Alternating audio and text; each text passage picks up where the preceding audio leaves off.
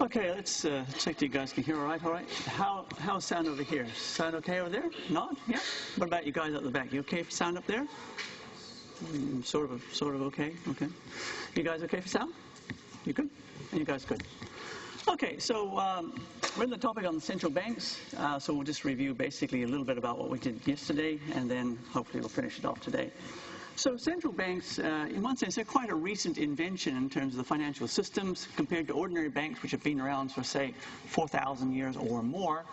Central banks, in the sense of a full services, fully functioning central bank, maybe about 120, 130 years. This is how long it's been around. But in one sense, it's been a very successful idea in that there are almost no countries left in the world that do not have a central bank. And virtually all political systems assume that the central bank is going to form an integral part of the financial system and be an integral part of managing the economy and keeping economic growth going. When we talk about full services central bank, there are 5 services that they provide. If they provide all these 5, then they're considered to be full services. First one is the management of the monetary policy, so they're making decisions about that and implementing it. The next one is that they issue the notes and the coin, the currency. So if they do that, that's part of it. Then they also act as the government's banker, and both the Australian and New Zealand ones do that as well. They oversee the operations of the financial systems, depending a little bit on where they are. That may or may not include the prudential oversight. And the 5th thing is that they run the payment system. So central banks like we have in New Zealand and Australia are both considered to be full services central banks. We went on to talk a little bit, fairly briefly, about the 2 views of what money is. One view is that money is a place to store value. So if you create value somehow, say through work, and you don't want to use that straight away, then you keep the money that you earn from that, and that stores the value until such time as you actually want to access it and use it, and then you can go and spend it on whatever goods and services you want. The other view, which is simply just almost like a flip of the coin, it's the other side, is that money is purely transactional. What they're essentially saying is that the value lies elsewhere. It doesn't actually lie in the currency, but the currency or the money simply makes the transactions go much easier. So instead of having to find people to barter goods and services, you can simply pay money, and that makes the whole transactions go much easier. Now, there has been a fundamental change over many years in what money was, because when money was printed in gold and silver, then that money actually had intrinsic value, whereas if you pull out a banknote today or you pull out a coin, typically the value of that is trivial compared to what it says on it. Like, so if you pull out a piece of plastic that says it's worth $20, the actual plastic may be worth like 1/10 of a cent or something like that, but the value of it is considered to be $20 because it's backed by the authority of the government. Now, from there we moved on to talk about the ESA system, and this is the critical point, the place where the central banks do their monetary policy, the actual management of their monetary policy. In both Australia and New Zealand, it's called the Exchange Settlement Account System, and this system is part of the payment system, and what it exists for is for payments to go between banks. So as customers of one bank trade with customers of another bank, then the money actually gets from one customer, from the person who has bought something to the seller. If it's done electronically or through something like a paper check, the Exchange Settlement Account System is where that money is actually moved between banks. So that's what it's there for, but it's also a place where the monetary authorities, central banks, reserve banks of the world conduct their monetary policy. And the reason that it's done there is because this is also the place where money moves either to the government or from the government into it. So, for example, if it's tax day, money comes out of this particular system. People are making their tax payments that goes over to the government. And what happens in that case is that the supply of money inside the ESA system decreases because it's gone to the government. So it's gone out of the system over to the government. And because in this system, the banks loan money to each other as is necessary, there is an interest rate that's charged in here. And if you start removing money from this system, then the supply goes down. And by simple laws of supply and demand, if the supply goes down, then the price goes up. In this case, the price is the interest rate. Conversely, if money comes in from the government, say for a bunch of social welfare payments, a bunch of money comes into the system, then that increases the supply in that system, and then the interest rate will go down because the supply has gone up. And so what the central banks do is they try to manage this system so that the interest rates that's charged within the system, this is the interest rate that banks charge each other when they loan to each other, is at the rate that they want it to be. So when we were looking at yesterday, we drew a few diagrams. So here's first one of them. Here's the ESA system, our very simplified one with only 3 banks in it. Money coming in from the government expands the supply in this system. Looked at it from a supply and demand point of view, the supply curve, or in this case straight line, shifts over, and the interest rate drops when money comes in. Second one we looked at is when the reserve banks themselves get involved. And in this case here, what we have is that the Reserve Bank, in this case the Reserve Bank of New Zealand, it sells approved securities, and there's a list of securities which they will trade in, to these banks, and these banks pay for them, and that brings the money out. And so from a supply and demand point of view, here we are in the black lines at the start. They make this trade, and they pull the money out, supply goes down, so it moves this way, and that drives the interest rate up. And then the other one we talked about, which some people find a little bit confusing, and someone came to ask me about this afterwards, is that if the exchange takes place purely in the private sector, and the example we looked at was a bank issuing some securities overseas, raising money overseas, and then it brings that money back, all that transactions takes place outside the system. So a transaction in the private sector does not either expand or contract the supply in the system, and so a transaction purely in the private sector does not influence the interest rate within this particular system. And so we're looking a little bit at this point, sort of didn't quite get this finished yesterday. So its key point here is that within the system itself, that interest rate that's charged between banks is a market rate. It's a market rate set between the two banks that trade with each other, and it's set by whatever supply and demand is there. So as supply goes up or down, then the interest rates will go up. And what the reserve banks do, both ours and the one in Australia, is that they try to ensure that that supply in there is constant, and so that the interest rate doesn't change. So they set a target, and they try to manage the system so the interest rate is at the target that they've set for it. And this is a thing that they do every day. In fact, quite recently, the Reserve Bank of Australia started doing this twice a day. But up until that time, they would undertake some sort of trading in this particular system each day to maintain the interest rate in that market at the one that they want it to. So if they want the interest rate to go down a bit, they put some supply in. If they want it to go up, they take some out. But it's quite important to understand that they can only manage this supply side. The demand for those funds is something that they cannot manage. So they can only manage the supply side of the funds in this particular system. So this is going to put some of it together. This question here. So give myself a new bit of paper. And we'll start off, we'll make a new, nice, fresh, little, simple ESA system. So, oops, hang on. There it is. So here's our simplified ESA system here. And in our system, we've only got 3 banks with accounts in there. We've got the ANZ, the BNZ, and then here's Westpac here. There's our 3 banks in our system, and we're going to put the government down here in a little box on by itself. And that's the ESA system, and then, of course, we'll put our Reserve Bank down here as well. So the question, what defensive actions do you suppose the RBA, or in our case, RBNZ, takes during days when the pensions are paid in cash holdings by the public increases? So here's the basic problem that's going on. The government is paying, money out to the pensioners, and depending on where on earth they have their accounts, that's where the money goes. So the dollars goes in there in terms of pensions, and the amount of money, depending on where they have the banks, goes up. And if we look at from a supply and demand point of view, there's the interest rate there, there's our quantity, there's our demand line, and there's where it was when it started.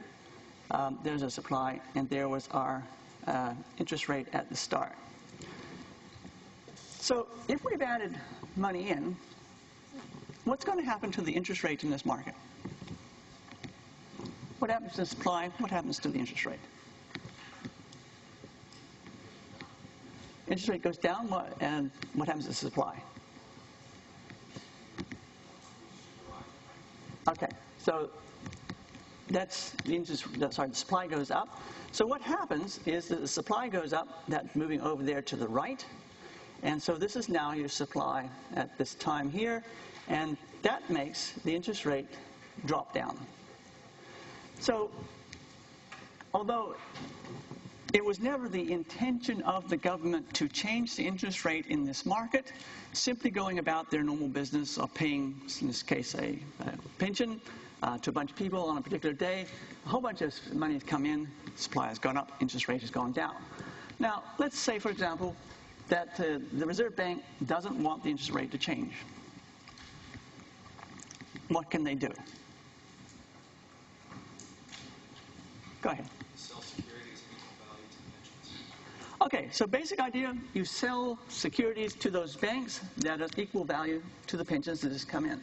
So there's a list of approved securities that they will sell. So they sell them, they'll ask for some bids, and these ones will buy it. So they sell the approved securities, whatever they may be, say the Treasury bills.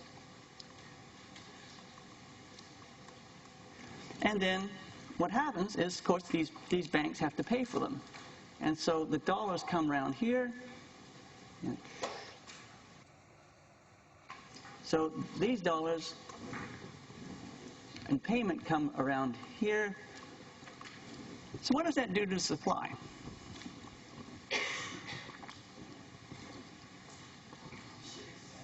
Shifts it back, because they're going to sell exactly the same amount as come in. So this one here is the pensions coming in, and then that shifts back that way, and it comes over here, and the interest rate goes back up to where it was supposed to be.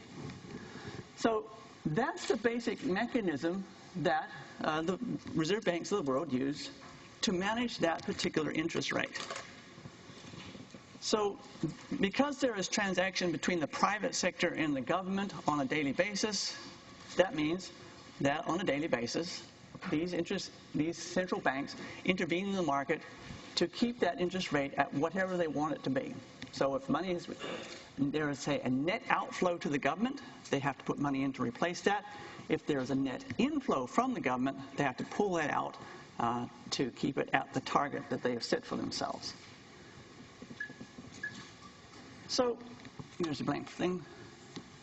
Each day, they have to make an estimate of what's going to happen. So what they do to do this is that the central bank, Bank of New Zealand, Reserve Bank of New Zealand, it works with the government departments, all the major government departments, you know, IRD, defense, health, education, social welfare, all that sort of stuff, and they supply information to them about what they expect both their income and their expenditures are going to be.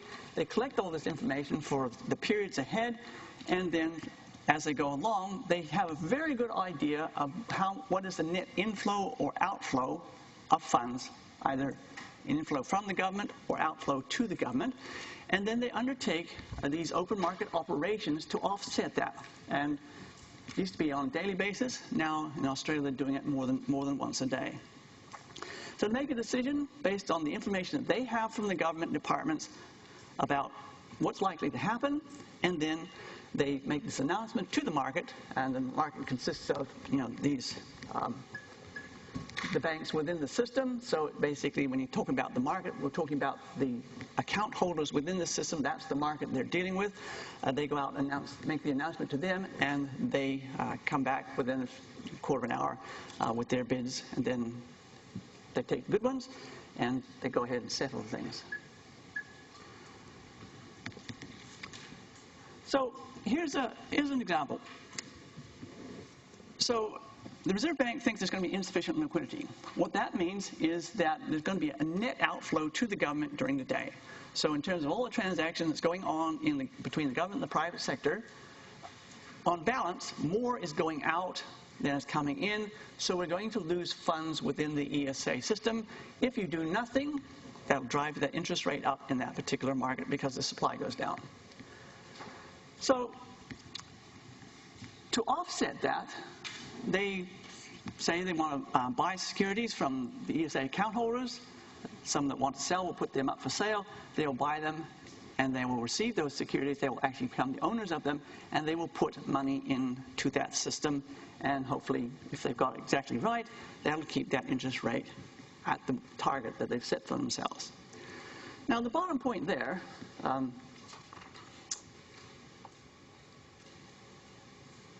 what does that mean?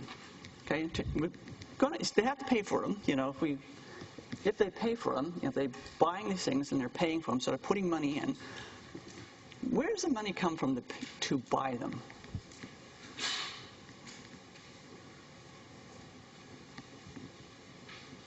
Where does the money come from to buy them?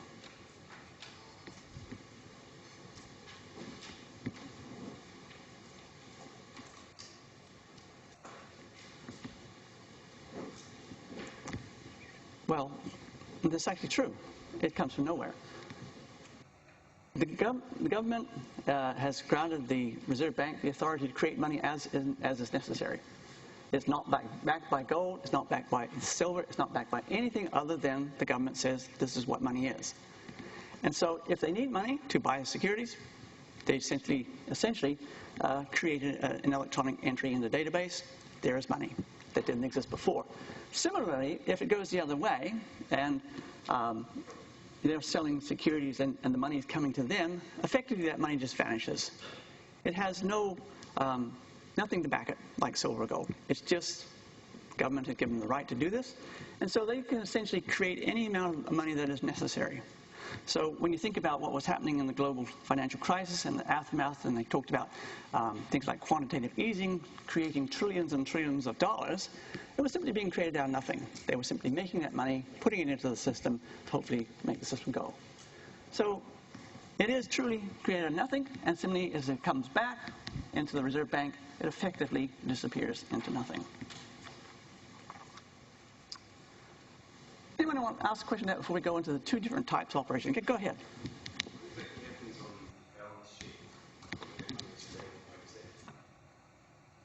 In a central bank, in one sense,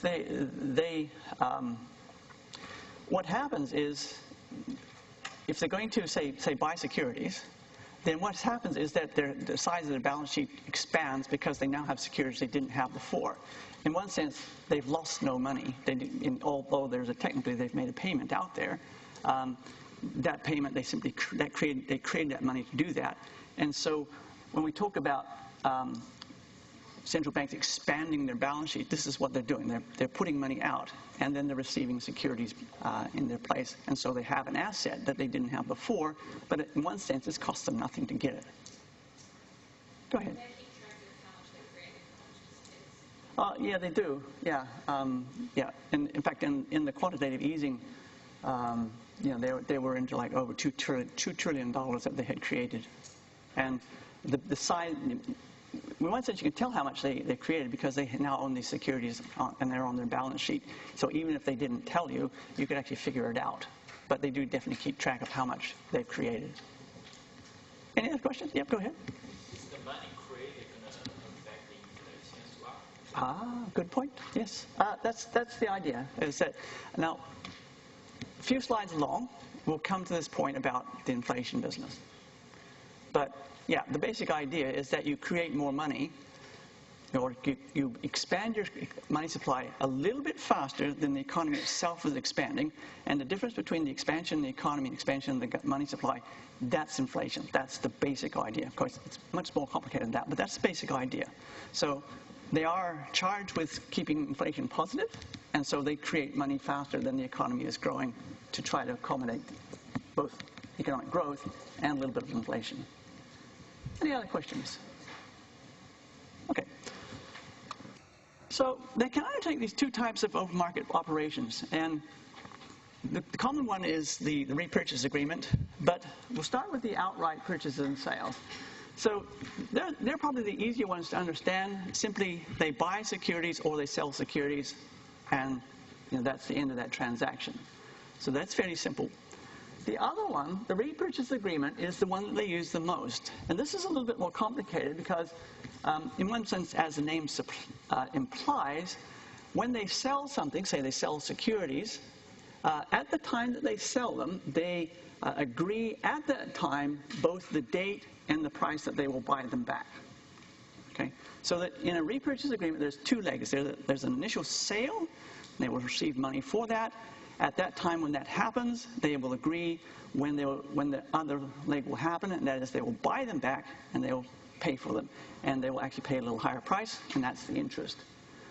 So those are the two that they use, and by far the most common one is the repurchase agreement, where you actually either start with a purchase, or you can start with a sale. That's actually technically called a reverse repurchase agreement.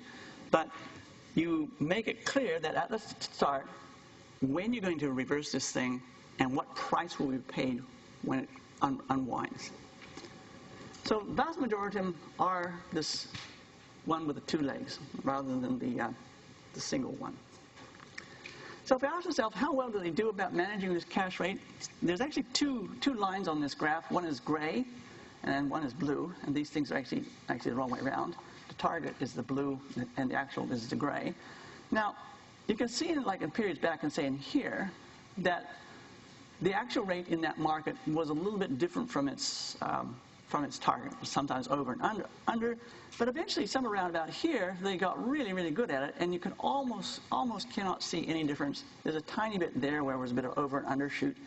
But even like in this period here, when they were cutting the interest rate in terms as the crisis unfolded, the management of this interest rate becomes very, very good.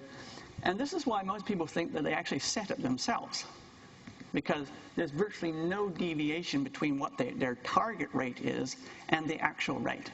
But even though they're very, very good at managing this, it is a market set rate between the supply and demand.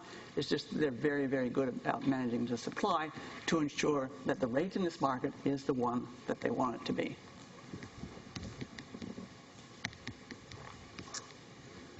Okay, we're going to go look at these open market operations. Here's a question to look at. What's the purpose of the open market operations which involve repurchase agreements? Now they're in one line. And the question on that one is that how can the Reserve Bank of Australia, New Zealand exactly the same, manage both inflows and outflows, that's from the government, with repos that always start with a purchase? And then there's a second line there. What's the purpose of open market operations that involve outright purchases or sales of securities? So here's the slide, and the first one here is these ones. Here's the repos here. This is what they are. Now, this only goes up to 2012, but it does continue on like this, is that from 2008 on, they simply did not start with any of these. They did not start any of these with a sale. They always started with a purchase. And over time, the amount has gone up. This is in billions of dollars, so that's almost $400 billion at that point in terms of repurchase agreements. So the question is, what's the purpose of these ones with the repurchase agreements? Why are they trading this volume of stuff in these repurchase agreements? What are they trying to do here with the repurchase agreement?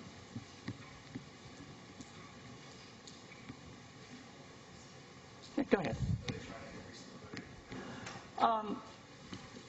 Well, it sort of looks like that, doesn't it? Because it always looks like they're shoving money in, doesn't it? Yeah. Okay, so the next question, well, I won't turn the slide back. The next question in that slide was, how can they manage both inflows and outflows with things that start with a purchase? Okay? Because it looks like what they're doing. When you think about it, you're starting to think about this thing, what are they doing? It looks like they're always putting money into that system. But we know that there's this problem that money sometimes comes in, they've got to take it out. Sometimes money goes out and they've got to replace it. But it looks like they're always pushing it in, okay? Even though we know that they have to do the other thing, you know. Sometimes they have to take it out. So how do they manage that with something that always starts with a purchase? Yeah, go ahead. Well, because it's a repurchase agreement, they will, whenever they do the purchase, they will know that when that repurchase agreement comes due, there's going to be the outflow, which will match, will be slightly different to the inflow that they put in. So in that way, they can manage the money supply in the short term. Okay, so, yeah, good answer. So what's happening there is that because they've collected a whole lot of information from the government departments about what their transaction is going to be with the private sector, they know, because they can look ahead from all the information they've collected, they know basically what days are going to be inflows and what days are going to be outflows. And because the repurchase agreement has these two legs, in this particular case, the way they do it, they start with a purchase, which pushes money in, but at the end, it goes the other way. They make a sale and they pull money out. And because they've got all this information from the government departments about when they need that to happen, they can set the date and the price at the time they initiate that agreement to offset it. So you don't actually have to use both types. You simply have to make sure that the second leg of your repurchase agreement is timed exactly to occur when you need it. So you can see they used to use sales, although they never used a lot of them, but it went down to zero, and pretty much been zero ever since. But as long as you use both legs of that effectively, you can do it this one-sided way by always starting these things with a purchase, because they always end in a sale. They always start with a purchase, they always end in a sale, and as long as you get the timing right, you can actually manage the inflows and outflows to the government. Any questions on that?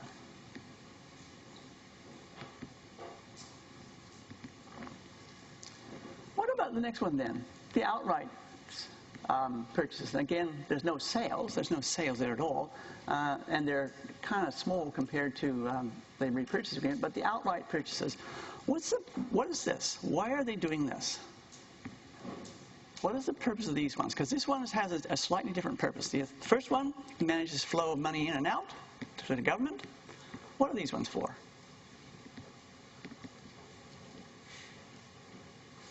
Because these ones, you know, like you said before, this one really is pushing money in. I mean, if you buy it, you're pushing money in. Is this for when money goes out of the system, like overseas? Well, not necessarily goes overseas, but it's simply money, and I mean, a bank can take it out anytime it wants to. It's just money, and like there's trivial amounts of money in this system compared to the amount of money in the financial system, and so what this one does, what this one is for, is, like coming back to your point about the inflation business, as the economy expands, you need more money for that, and so this part of it is to manage the gradual expansion of the money supply to accommodate economic growth and also give us a little bit of inflation. So the first one, repurchase agreement, money slopping in and out, that's to manage all that sort of stuff, keep that interest rate the same. But the second one there is to expand the money supply gradually in a controlled manner to accommodate economic growth. Okay, any questions on that? Yeah, go ahead. I'm just wondering that for this chart is kind of, if on the first one, repurchase agreements, let's all start from the purchase. There's no sales, but I've been told that the agreement actually on average is 14 days. So, which means that once they purchase, they have to sell averagely out in 14 days. So Yeah. There's no sales. Because there's two legs to repurchase agreement. This one, if you start with a purchase, it ends with a sale. If you start with a sale, it ends with a purchase. So in every repurchase agreement, there's two legs. The first one, and then these ones, they're always buying at the start, but that means that when it comes to the end, there's always a purchase at the end. A sale at the end. So if they buy at the start, there's a sale at the end. And so in the end, you know, they don't have to start with a sale. Because if they started with a sale, I mean, they could do it the other way around. They could start everyone with a sale, and at the end, you would get a purchase. Okay? And so you're quite right. In general, they're not very long. In fact, there's another, where is it? Maybe it's another slide here. Okay. Here's this is some actual ones, and these numbers don't quite add up. But anyway, key points here is, so these are some actual ones. So this is their estimate of how much is going to change. So in this case, it's going to go down by about $1.5 billion. This is almost $2.8 billion, over $2.8 billion there. But the balance at the end is basically around about $1.2 billion. Now, in the repos, they're short-term transaction. So it starts off with a purchase, and at that time you decide exactly what day and the price you're going to unwind this thing. And you can see here when they've actually done just over $1 billion with them, but they had a range of them between 10 and 34 days. So they're not long-term transactions, they're comparatively short-term. And on this particular day, they had between 10 and 48 days. And it's simply a matter of looking out ahead with the data they have from the government agencies about when they need to unwind this thing. And so they simply set the timing of the second leg to match, the needs they have for those days. And these ones here, these are just different security. They're just repos. These are 34 days here. And then again here, there was a range of repos that were undertaken between 10 and 48 days on that particular set of transactions. And so what they've done is they've simply looked out ahead and figured out, okay, initially I'm putting money in. There's going to be time when I have to take money out. They figured out when it is, and they set these things up to occur when they've got to take money out. So they're not long-term. They're not long-term. They're comparatively short-term transactions. So does that answer your question? Okay, fine. Yeah. Okay. Moving along. Okay, so we're essentially finished with that bit of it. Now, there's some other things that they have. This thing they call the discount window. What's a discount window and discount rate? This is part of the old functions of the central bank. What's a discount window? What do they use it for?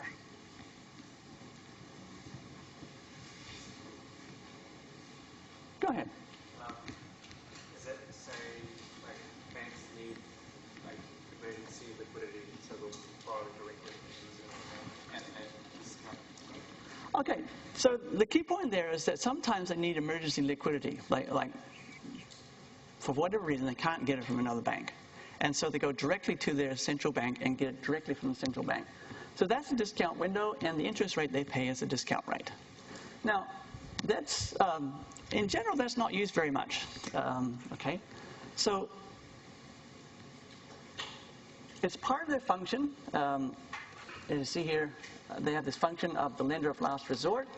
Basically, banks are expected to transact among themselves to manage their liquidity needs, but sometimes when that trust falls away, trust goes away, it can become very difficult for a bank to acquire the liquidity needs within the ESA system, and in those circumstances, they can get liquidity direct from the central bank.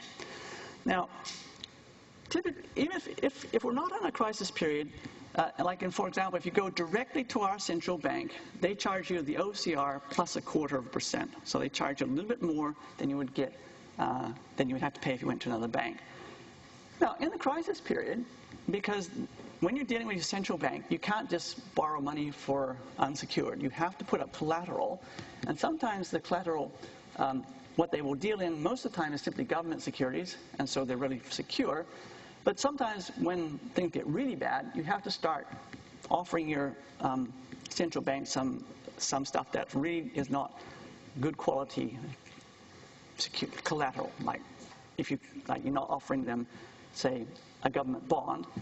And in those circumstances, they can have some pretty hefty discount rates. Like, for example, in the financial crisis, 2008 financial crisis, the Bank of England was discounting some of this stuff that they were offering as collateral by 60%. It went, what is this stuff? Whoa, it stinks. But it was a crisis period. But they were discounting by 60% some of the mortgages that were being offered as collateral for these loans. Now, in general, banks themselves try to avoid this, because as soon as you go to the central bank and say, I need liquidity, please, please, please, please, please, they say, you have a problem. and they start looking at you, why you have a problem, why can't you get your money from someone else, and they start looking at you closely, and if you don't have to do that, in general, they don't. Now, in crisis periods, it can be quite different, and here's a huge difference between crisis and non-crisis. So here, 2006, nice period, U.S. Federal Reserve, $59 million per week for the discount window.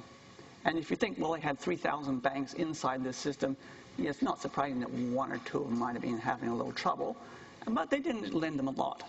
When we got into the crisis period, fourth quarter 2008,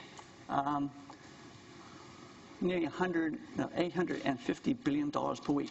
That's an increase of almost a factor of 15,000. So this function, it's there primarily for these crisis periods.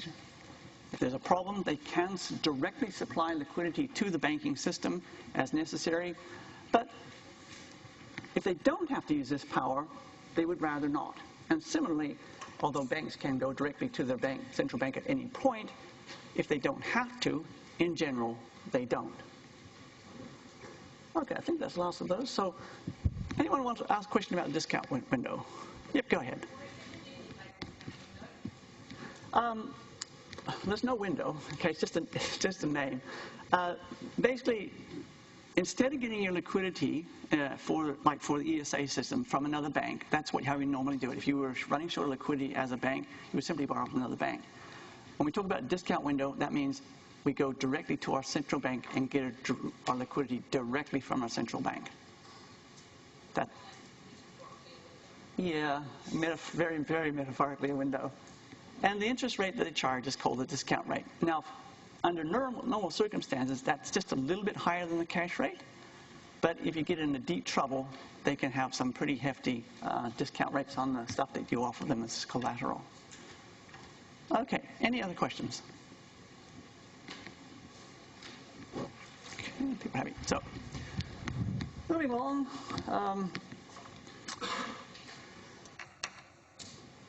So there's some theories about why this affects the economy. So there's basically two views, the Keynesian view and the monetarist view. Might have met these in other economics courses. Does anyone know the essential differences between those two views, the monetarist view and the Keynesian view? Anyone met that in another economics course or read the textbooks? Go ahead. In the monetarist view, where they look at it from the view of the money supply and how you're influencing that, and the Keynesian is based more on the effective interest rates indirectly influencing the money supply. Yeah. So one is that it's actually the money supply itself that makes a difference to people. The other one is that it's the interest rate. So the monetarists are the people, as their name might imply to you, they're the one that thinks it's the actual volume of money in the system that changes people's behavior. More money in the system, people go spend it more. And what their argument is that the cash rate, which one I think that everybody looks at, is simply a byproduct of the system. It's sort of like, there's molecules moving in the air, but you put a thermometer in there and it tells you the temperature. So it's the temperature sort of a byproduct of the movement of the molecules. This thing's sort of the same thing. That the interest rate you see there is simply a byproduct of the amount of money. But money is the key thing. Now, the Keynesians, the other one, the opposite, they think that the interest rate itself is the thing that drives people's behavior. Basically, low cash rate encourages people to spend and not to save. High cash rate encourages people to save and not spend. And that's what they say drives the changes in people's behavior as you move these interest rates up and down. Now, in one sense, they're, again, complementary. They're not mutually exclusive. Now, in Chapter 6, we'll look at this in more detail. So we'll get to this in more detail. But when you actually change the rate, say, for example, if the Reserve Bank did that, say, put the rates up, that would have an immediate effect on security prices, both in the stock market and in the debt markets. And basically what happens if you push the cash rate up, then the debt securities lose value, and they use very quickly. Stock market tends to be a little bit slower, but you would tend to find if the our Reserve Bank pushed the cash rate up, that the stock prices would drop a bit over time. And similarly, if you lower that, lower the cash rate, then the bond prices would rise fairly quickly. Stock market would tend to respond slower, but we'd see an increase in their prices there.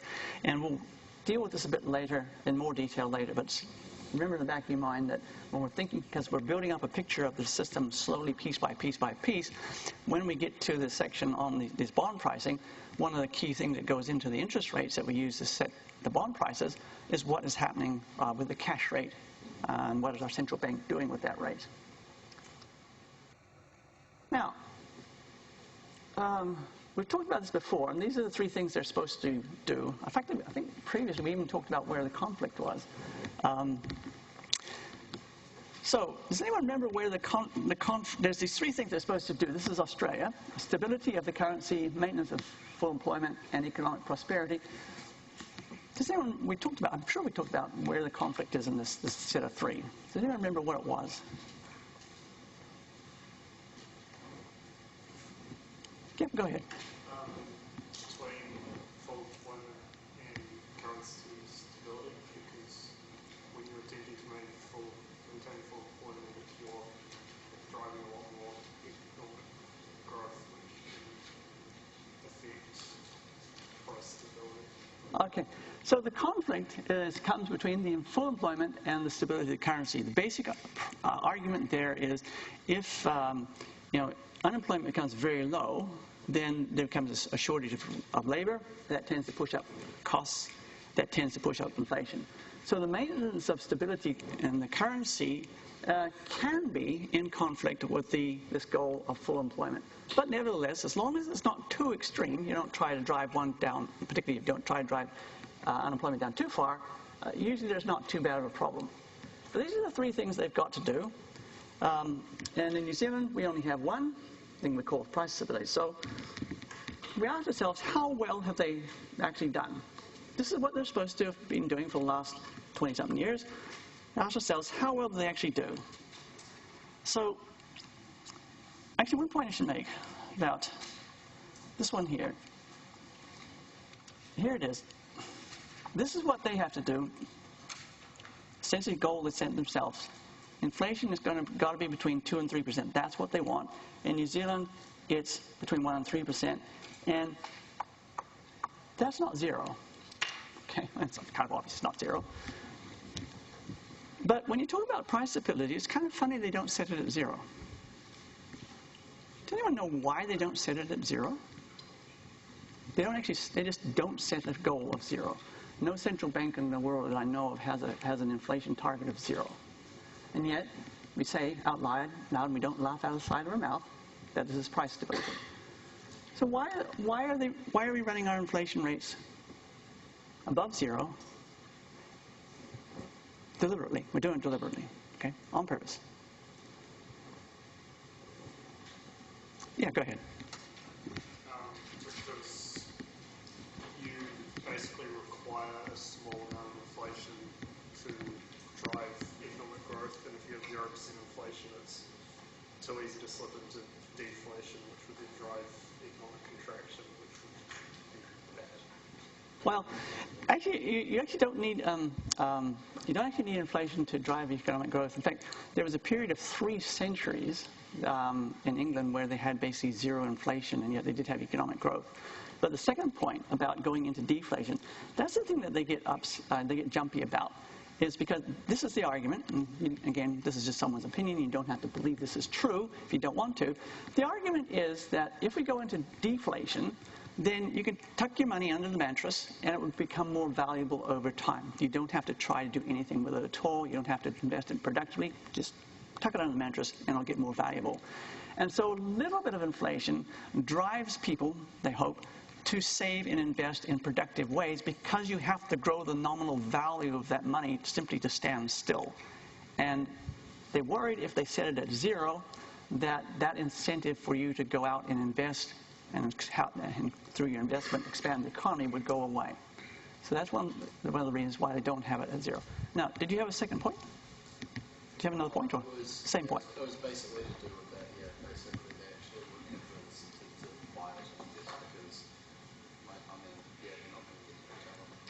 Yeah, it is around the incentives of what you, if it was at zero, particularly if it went below zero, because everybody accepts that if you have a target, you're going to miss it. So if you set it at zero and you go into negative, I mean, your money simply becomes more valuable when you do nothing, and that gives you little or no incentives to invest. And that's what they want to discourage. They want to discourage this sitting on cash and doing nothing. Right. Moving on. So we ask ourselves, how well they done? This is the Australian data. So there's their inflation, there's their band there. And, everybody knows that the band will be breached, both on the high side and low side. Typically, it's taken around 1.5 to 2 years to bring things back in. But overall, over that period of time, I don't know, I guess this is okay. They've sort of done a good job, I guess. Full employment, basically everyone's work can work. Actually, I got an updated graph. There's one here, but I've got an updated graph here. This goes a little bit further in time. So this has that one over there stops at 2012. This goes up to January 2017. And there's 4%, there's 6%. In recent times, it's been above 6%. But you can see that this period here from around the 1990s, that there's been a steady decline. Apart from there's the global financial crisis there, uptick, a little bit of rise here. And so when you're asking, do they do a good job in terms of their mandate?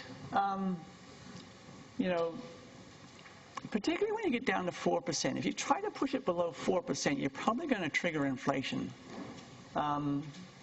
So, I don't know, you could say that's good, bad, or indifferent, but that's been their track record.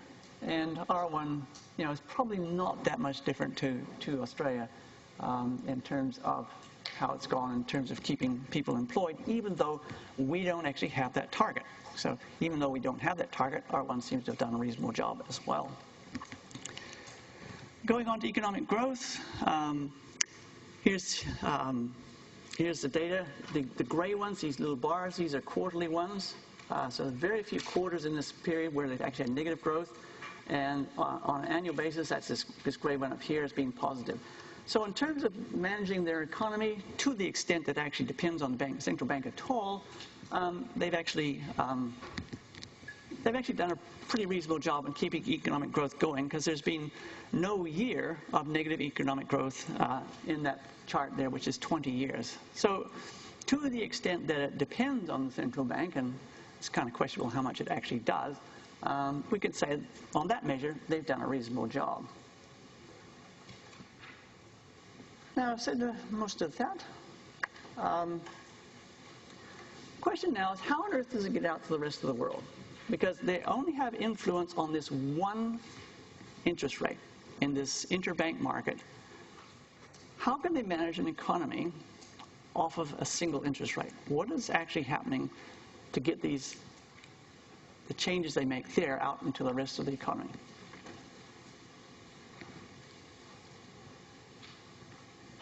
Anyone have any ideas? Yeah, go ahead. I guess that's the model you use at high school as well, where demand is made up of consumer spending, capital investment, and all government and net exports. Okay, so All of those inputs. consumer spending, net exports, and investments. Okay, so those are the three that it gets through. And again, the mechanisms is very indirect, and monetary policy has always been slow to work. Even when it used to work, when we think it used to work well, it would take 18 months to 2 years to be effective. Since the crisis, it's been very ineffective. It's been very slow to work. But basically, what happens is you hope that if you move the interest rates in the interbank market, then basically the rest of the interest rates in the economy, of which there may be hundreds of other interest rates, will respond in the same way. So if you push your cash rate up, you hope that the rest of the interest rates will rise, and that will influence people's behaviors, both investment, consumers, and in the net exports. So the basic mechanisms is once you push these interest rates up, you have greater incentives to save, And also, if you're going to borrow, your costs will go up. And so that tends to slow things down. If you drop it, you have the opposite effect.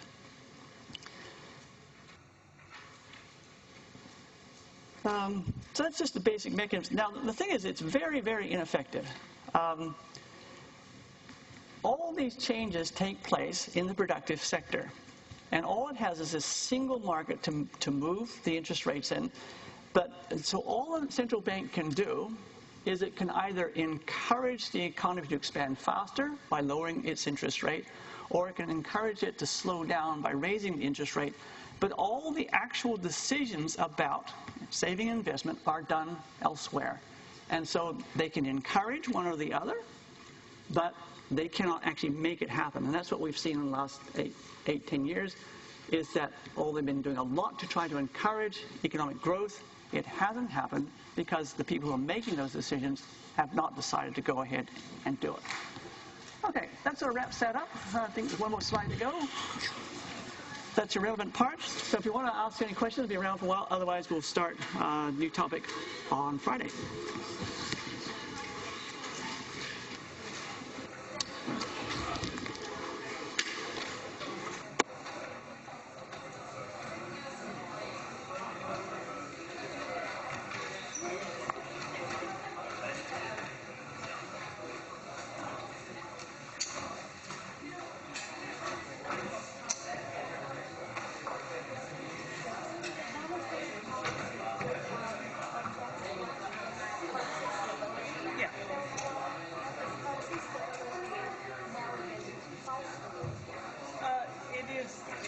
Sort of has two components. One is like if you're using the currency inside the country, you don't want its purchasing power to change. You want that stable. But you also, at least as part of it, is you want the exchange rate to be stable because you don't want that moving around a lot. So for people who are exporting and for importing, they can actually have the certainty around what the exchange rate is going to be. So it is actually both. So using the currency inside the country, you don't want a lot of inflation. And you also don't want that exchange rate moving outside. So currency stability involves both. Well, that's the only tool they have. When you start thinking about what they can do, it's really, really very limited. You were talking about yesterday, neutralizing as they were selling currencies from the government reserves, and that will actually change the exchange rate. Yeah, because they can intervene in the foreign exchange market and buy and sell there. But as soon as they do that, that affects the money supply. They will neutralize that. Yeah, and so if they can't just go blindly selling foreign exchange, if they do that, they have to manage the money supply as well. So, and most, like New Zealand and Australia, particularly New Zealand, they almost never intervene in the foreign exchange market. It's extremely rare for them. They just let the foreign exchange market do whatever it wants. Now, Australia is a little bit more active in terms of managing that exchange rate, but even there, they don't do lots of direct management of the exchange rate. They tend to let it do whatever it wants to do. So cash rate doesn't really directly transfer to mortgage rate per se. So is our mortgage rate going to go up? Well, it's quite interesting you should say that because, like, I was having breakfast this morning, I had the radio on, and there was some poor reporter who didn't understand what was going on because the cash rate is at record lows, but mortgage rates are rising. Yeah, so they just